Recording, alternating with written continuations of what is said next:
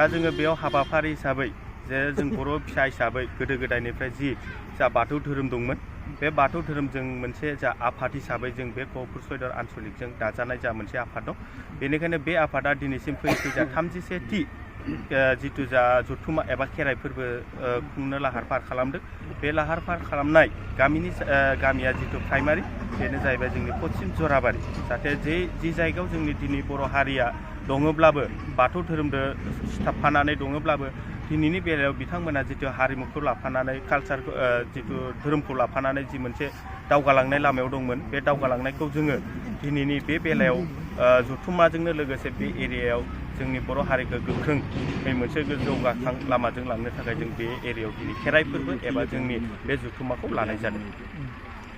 बेनि गेजेरजों लोगोसे दानि माखासे लाइमोनसिफोरखौहाय धोरोमनि बिथिङाव गोसो गैयै बायदिखौ नुनो मोनो बेनि सायाव मा खालामनो सानो?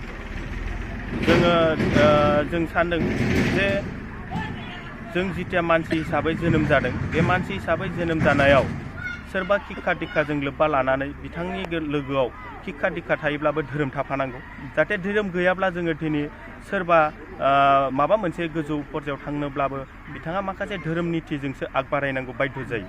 बेनिखायनो दिनैनि बेलायाव लाइमोनसिफोराबो माखासे गावनि गियान गुनखौ लाफानानै बर' समाजखौ फोथांनोबा बिथांमोनाबो धोरोमजों लोब्बा लानानै धोरोमखौबो गावसोरजों समानै लांफानो गोनां जागोन। बेनिखायनो जोङो बे बेलायाव जोंनि लाइमोनसि जेसेबांनाखि गोख्रों हान्जा दङ बिथांमोनखौबो जोङो खावलायफानायजों लोगोसे धोरोमखौबो लाफानानै जोङो बे मेलायाव धोरोमखौबो बिथांमोननो फोसाबलांनो थाखाय जानाखि जोंनि धोरोमा गावजों गाव गालाय गुजाय जाना थायो बेफोर गालाय गुजाय जाना थानायखौ गासैबो लाइमोनसिफोरा गावसोरनि गोथौ मेलेमजों साननानै गासैबो धोरोमखौ समानै साननानै जाहाथे जों बर' हिसाबै समानैनो दावगालांनायखौ जोङो नागिरो। बेनिखायनो जों गासैबो लाइमोनसिफोरखौ बेफोरबायदि जथुम्मायाव लिंहरनानै सावरायनाय जायो।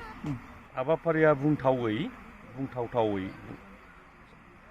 ओरैहाय जोङो सेथि बिसाननि खुगा लाइसि लाइजौ मुंनि खुगा लाइसिखौ दिहुननाय जागोन। जोङो गोदोनिफ्रायनो सावरायै मोनसे जारिमिन हिसाबै दोनलांनो हायाखैमोन जोंनि गुदि बाथौ आफादा जोंनि बे सयदुवार गुदि बाथौ आफादा। दायो जोङो बेखौ साखाफारा जानाया जोब्बाय जोंहा रेडि खालि जों बेखेवनोल' नांसै बेखेवगोन जोङो गेवलां मेल खालि 24 अक्ट' खालि। बेनिफ्राय नैथिया जाहैबाय जों स्टेट लेभेल आरो इन्टारनेसनेल लेभेल स्पर्ट्समेनफोरखौ जों मान बिलाइजों लोगोसे आर'नाइ होनानै बावगोन। बेजों लोगोसे जोंहा हारिमु सिबियारि रेडिअ आर्टिस्ट जा बिथांखौबो मोननो हादों बिथांखौबो जों हांख्रायबाय बिथांखौबो जों मान बिलाइ होनानै बावगोन। बेखौ जों बे मोननैया मख'जाथाव आरो मेना जोंना खेरायासो जोंनि गुदि बाथौखौ फोथांना लाखिगोन हारिमुखौ फोथांना लाखिगोन जोंनि बर' हारिमु। दा बेखौ जों बावनो हाया। खेराइनि आदबै जोङो नैबे बाथौखौ सिबिगासिनो दङ। बेयावहाय सानबेसेनि हाबाफारि लानानै बे जथुम्माखौ खुंनाय जादों आरो लोगोसे बेयावहाय बेसेबांसो मानसि गेदारिं जागोन बायदिखौ बुङो? जोङो साननैनि हाबाफारि लानाय जादों 23 जानुवारि 24 जानुवारि 2023 बेयाव जोङो 5,000खौ जोङो हमनानै लादों दासिम 5,000 बाथौ सिबियारि लोगोसे गुबुन गुबुन धोरोमनि मानसिफ्राबो जोंनि बे हाबाफारियाव बाहागो लागोनखौ जों मिजिंथिदों। बे धोरोमनि गेजेरजों माखासे दानि जौगाफुनाय लाइमोनसिफोरखौ मा खावलायहरनो सानो? जोङो हारिमु गैयाब्लाथ' मोनसे हारिया दावगानो हाया बेखौ जों बयबो मिथियो। बे हारिमुखौ दावगाहोनोब्ला राफोद देहानि राफोद मेलेमनि मानसिफ्रासो दावगाहोनो हागोन।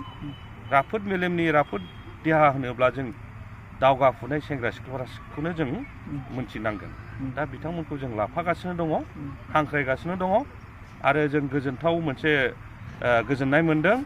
दुलाराय हारिमु आफादनि बिश्वनाथ डिस्ट्रिक्टनि बिबानगिरि गाहाय नेहाथारि आरो लोगो नेहाथारि बिथांमोनानो जोंजों सानफ्रामबो लोगोआव हेफाजाब होगासिनो दं हारिमु आयदायाव। दा बिथांमोनखौबो आं रोजा रोजा साबायखर होबाय। বাৰৰ বাবে 31তম দুলাৰায় গতি বাথৌৰ যি আমাৰ আঞ্চলিক ভিত্তিত আমি ইয়াত খেৰাই পূজা উদযাপন কৰিবলৈ পাইছোঁ সেই বিষয় লৈ পেলাই আমাৰ ৰাইজে নিশ্চয় নথৈ সন্তুষ্ট হৈছে। কাৰণ যিহেতুকে মানৱ জাতি জীয়াই থকা সময়ত সংস্কৃতি এটা যেনেকৈ মানৱ জাতিৰ মেৰুদণ্ড, ঠিক তেনেকৈ ধৰ্ম হৈছে এটা মানৱ জাতিৰ হৃদপিণ্ড। গতিকতে আমি সংস্কৃতি যেনেকৈ আগুৱাই লৈ যাব লাগে, ঠিক তেনেকৈ আমি ধৰ্মটোকো আমি নানা দিশ সামৰি পেলাই নতুন উঠি অহা প্ৰজন্মক লৈ পেলাই আমি আগবাঢ়ি যাব লাগিব। আৰু এই ক্ষেত্ৰত লৈ পেলাই আমাৰ এইখিনি অঞ্চলৰ সকলো ডেকা গাভৰু, যুৱক যুৱতী, বৃদ্ধ বৃদ্ধা সকলোৱে আনন্দত উৎফুল্লিত হৈছে। ইয়াত আমি দুদিনীয়া কাৰ্যসূচী ৰাখিছোঁ। দুদিনীয়া বৰ্ণাঢ্য কাৰ্যসূচীবোৰ উলহ মালহেৰে পালন কৰা হৈছে। আৰু আমাৰ ইয়াৰ যিখিনি কাম আছিল প্ৰায় 90% কাম সম্পূৰ্ণ হৈ গৈছে। আমাৰ সকলো ফালে আপোনালোকে চাব, চাৰিওফালৰ পৰিৱেশ ধুনীয়া এটা পৰিৱেশ সৃষ্টি কৰিছে। ইয়াত আমাৰ বড়ো সম্প্ৰদায়ৰ বাহিৰেও ওচৰৰ পাজৰৰ যিখিনি নানান সম্প্ৰদায়ৰ মানুহ আছে সকলোৱে আহি আমাক স্বাগতম জনাইছে, তেখেতসকলে আমাক ধন্যবাদ জনাইছে, ৱেলকাম জনাইছে। গতিকতে আমি আহি থকা দিনবিলাকত ইয়াতকৈ যাতে আৰু ভালকৈ আমি পালন কৰিব পাৰোঁ, সেয়ে আমি আমাৰ ফালৰ পৰা আমি আন্তৰিকভাৱে আমি সকলোকে আহ্বান জনাইছোঁ। আৰু সকলো মানুহকে আমি আহি পেলাই, যিহেতুকে আমাৰ আঞ্চলিক চেঁচাৰ পৰা বুৰৈলৈকে আছে, সকলো মানুহকে আহি পেলাই আমাৰ ধৰ্মপ্ৰাণ ৰাইজক, বাথৌ ধৰ্মপ্ৰাণ ৰাইজক ইয়াত আহি পেলাই উপস্থিত হ'বৰ বাবে আমি বিনম্ৰভাৱে অনুৰোধ জনাইছোঁ। আৰু সেইসকল ব্যক্তি অহা কাইলৈ আহি পাব আমাৰ ইয়াত প্ৰথমবাৰৰ কাৰণে খেৰাই পূজা আহিছে। খেৰাই পূজাৰ কাৰণে আমি নিয়ম নীতিৰ কাৰণে আহিছোঁ। আমাৰ ইয়াত খুব ভাল লাগিছে। আৰু হৈছেও তেনেকৈ বৰৈটো চেঁচা আমাৰ ইয়াত প্ৰথমবাৰৰ কাৰণে ইয়াত পতা হৈছে। আৰু গোটেই একদম ৰাইজ নিমন্ত্ৰণ কৰা হৈছে। বৰৈটো চেঁচাৰ পৰাই মানুহ আলহী নিমন্ত্ৰণ কৰা হৈছে। গোটেই পেণ্ডেল গোটেই কাম হৈ গৈছে। আমাৰ ইয়াত 90% কাম হৈ গ'ল, বাকী অলপ আছে। কালি ৰাতিপুৱাৰ পৰাই আপোনাৰ 6-7টাৰ পৰা আমাৰ আৰম্ভ হ'ব ইয়াত। RCৰ হৈ পৰা আপুনি ৰাইজক কি অনুৰোধ জনাব বিচাৰে? ৰাইজকতো মই বহুত ধন্যবাদ জনাইছোঁ। ৰাইজে আমাক বহুত সহায় কৰিছে। ৰাইজৰ কাৰণে আমি এইখিনি কাম কৰিব পাৰিছোঁ। ৰাইজৰ কাৰণে আমি থিয় হৈছে।